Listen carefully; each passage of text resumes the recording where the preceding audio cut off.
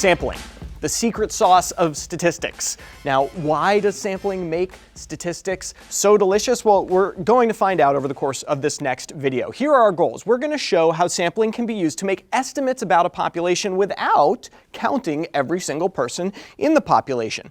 We'll show that sampling doesn't always get the right answer and that bigger samples tend to get better answers than smaller samples. We'll describe how those concepts relate to something known as the margin of error, which you might have seen in political polling, and remind you that samples work best when they are random. But to get us started, I want to take you to a fantasy landscape where you're being approached by a very interesting individual.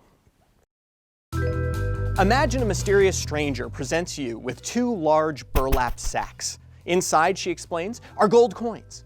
Each sack has 10,000 such coins, but there's a catch. Some of the coins are actually made of chocolate, and one bag has more gold coins than the other. You can pick one bag to take home. The other will be cast into a nearby volcano. One more thing, the clock is ticking. You have 30 seconds to make up your mind. What would you do? Well, the smart Alex will say you just take the heavier sack, but let's pretend these chocolate coins weigh the same as gold coins through magic. You don't have enough time to count each coin in the sack, so you sample. You take 10 coins from each bag and figure out which is gold and which is chocolate, and you pick the bag that had less chocolate coins, unless you really like chocolate, but remember that a gold coin can buy a lot of chocolate.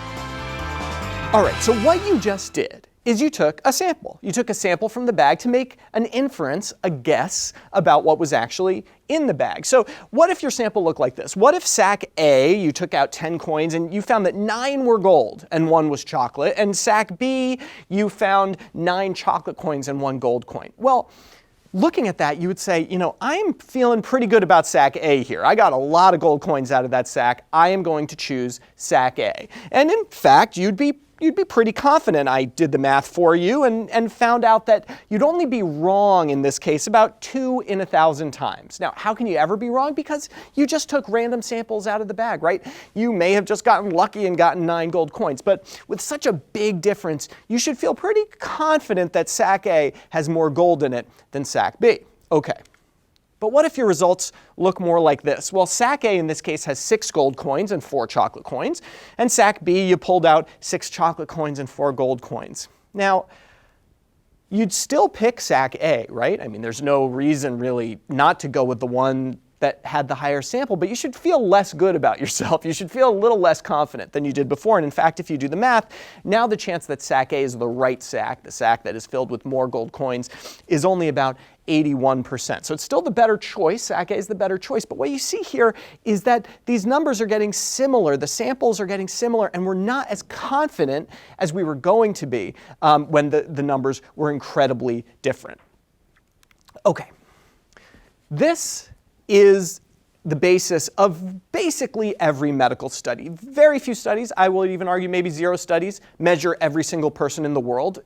Everything is a sample. So take a look at this data. If you look at the blue line here, this is the percentage of Americans who are obese in terms of body mass index. And you can see that it has increased over time, and we're coming up on about 40% at this point in time. Okay, now you probably don't recall being measured by some study person in a white lab coat for this study of prevalence of American obesity, right? You probably weren't one of these people. No, they took a sample of Americans. They took as close to a random sample of Americans as they could to make estimates about all of us, which means that they're not sure that the number is 37.7%.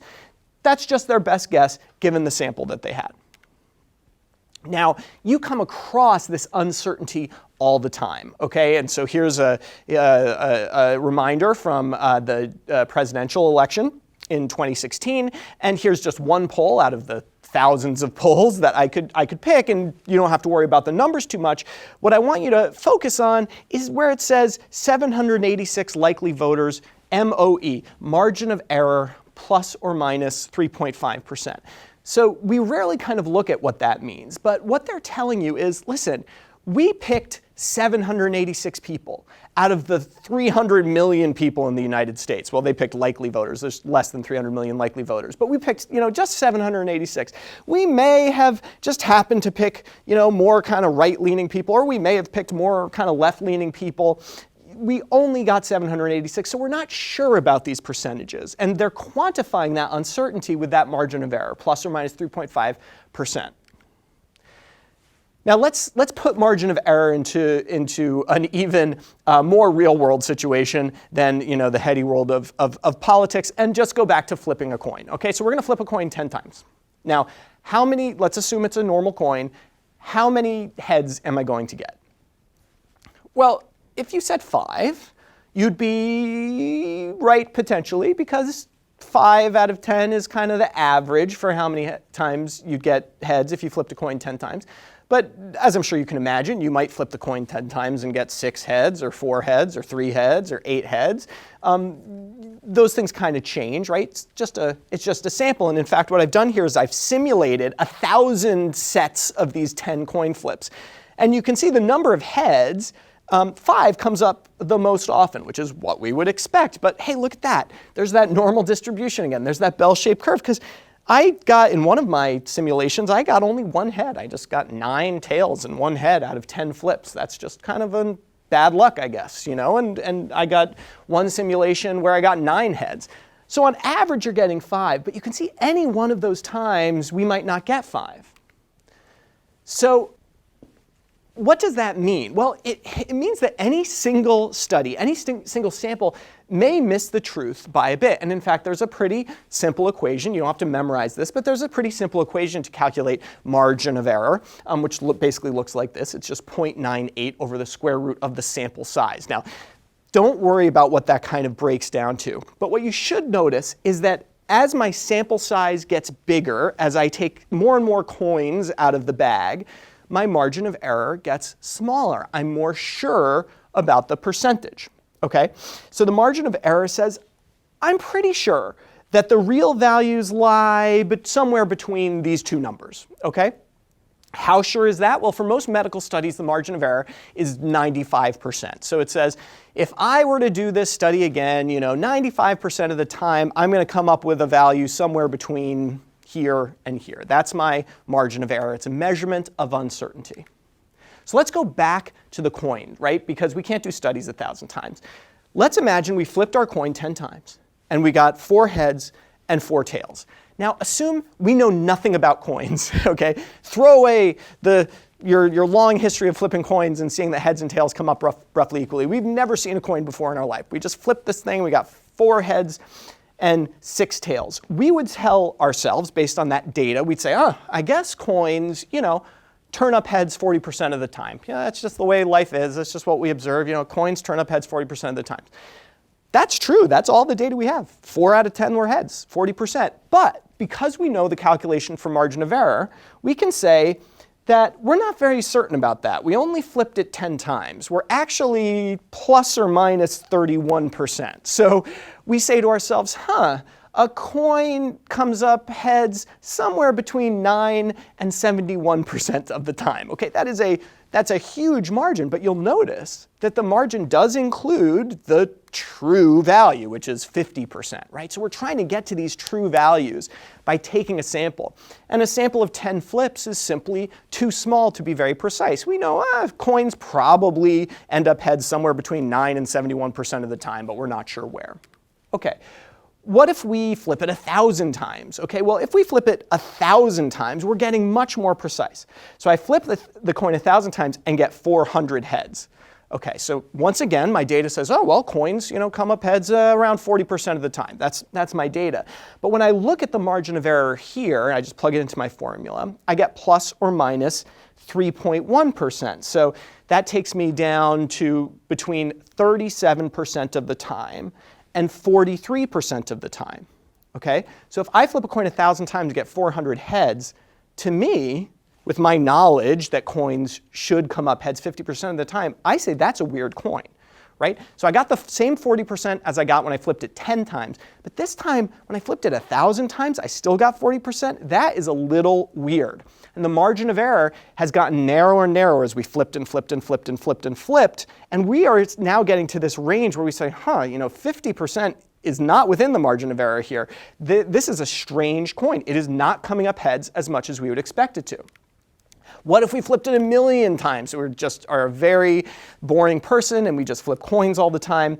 And let's say that we got 498,000 heads, okay? So that is very close to half. That's very close to 500,000. But because we flipped so many times, our margin of error is really low. Our margin of error is less than 0.1% in this study. So our estimate of 49.8 ranges really from 49.7 to 49.9. We have this really tight estimate. And you'll note that 49.9 is less than 50. So if we were using the best statistics we have, we would say, this coin is a tiny bit off, okay? This is a coin that maybe someone has shaved a side on or something like that. It is the smidgest off. It is so slightly off, true flipping probability, that you wouldn't even detect it unless you flipped it 1,000,000 times.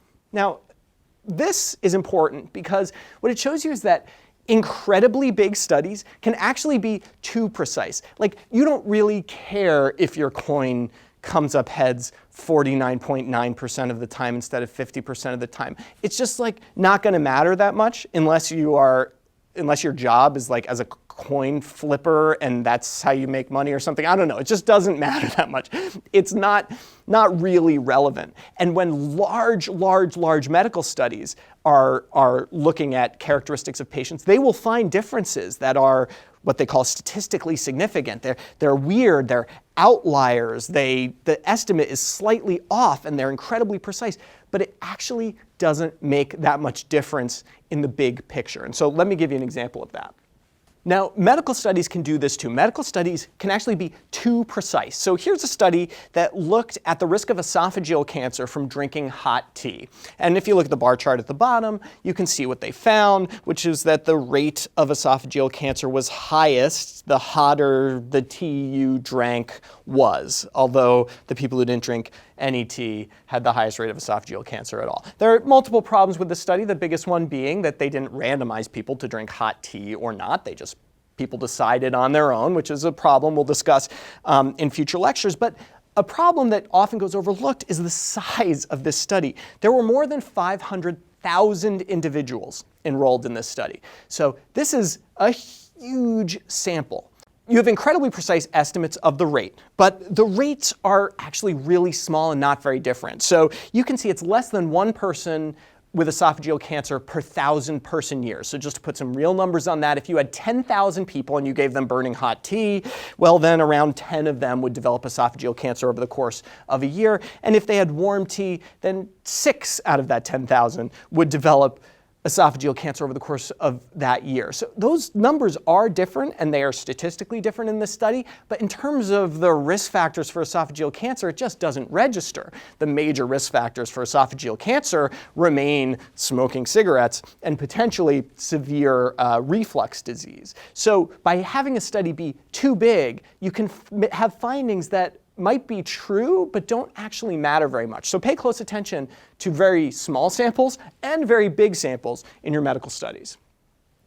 Now, another problem we see is non-random sampling. I've said multiple times here that our sample needs to be random, right? We need to reach into that bag of coins and just pull out coins at random. So to give you an example, let's say I wanted to know what the body mass index was of the average person in the United States. Well, if I took my entire sample from Salt Lake City, Utah, I would probably not get a very accurate answer, right? That is not a random sample. The people who live around Salt Lake City, Utah tend to have kind of a different religious composition than the rest of the United States. They might have different other habits like drinking alcohol. They might get outside more often, etc. I would imagine, although I don't have the data to prove this, that the average BMI around Salt Lake City, Utah is lower than around the entire United States. So you've got to be very careful when you're looking at a study and ask yourself, is this sample, are the people that are actually in this study really just a random group from the general population or from the population of interest?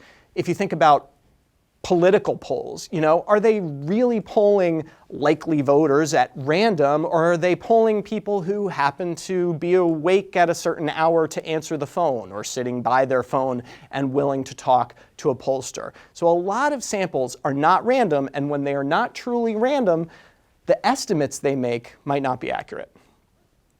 So to give an example from a real medical study, this was an interesting trial looking at the effect of oral and a patch form of estrogen for sexual function in women who were just going through menopause.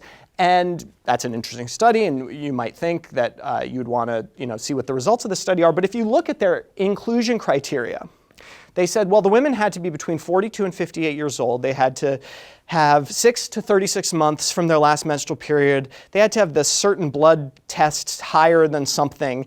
They couldn't have had a hysterectomy. They couldn't have had cardiovascular disease. They couldn't be smokers. They couldn't be obese, and on and on and on. Does that sound like a random sample of the population? Of course not, right? This is a very specific group. So the inference from this study that the study finds applies to women like this, women who look similar to the women who are included in this study. So when you're reading a study and you look at, what type of people were included in this study, that's that table 1 part of the study, you're asking yourself, is this a sample, a random sample of a population that I or my loved one is actually a part of, or is it a very weird, unique sample population? So our take-home points here is that sampling is absolutely key to all medical research because we can't test everybody. It's just not feasible.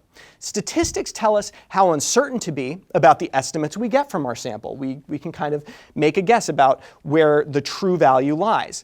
A large random sample is a great proxy for the entire world, but many studies are small and the sample is far from random. I'll see you next time.